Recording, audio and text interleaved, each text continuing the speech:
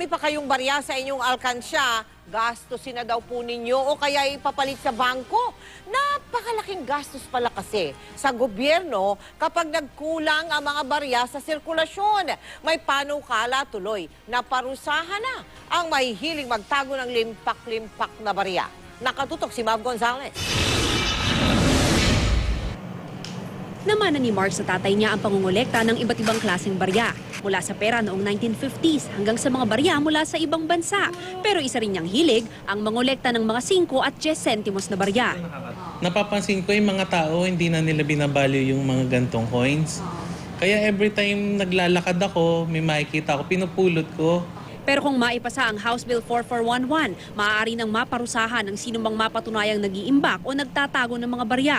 Kulong ng hanggang 8 taon o multang hindi hihigit sa 300,000 piso ang parusa sa mga mahuhuli. Kukumpiskahin din ang mga mababawing barya.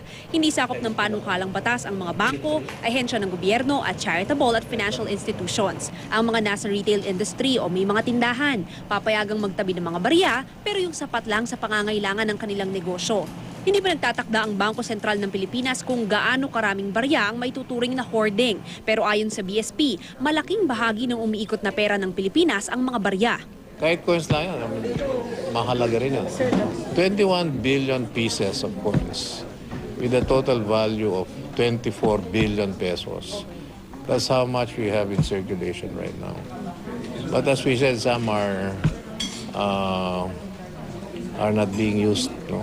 Mahal din daw kasi ang paggawa ng barya. Ang 5 sentimong barya nga, halos 50 sentimos kada piraso ang nagagasto sa pagpapagawa.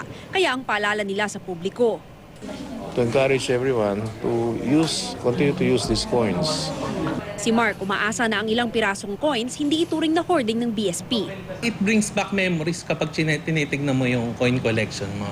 Kaya siguro yung pagkukolek, hindi naman siya masama per se ng mga for circulation na barya. Wag lang yung sobrang dami. Mav Gonzalez, Nakatutok, 24 Oras.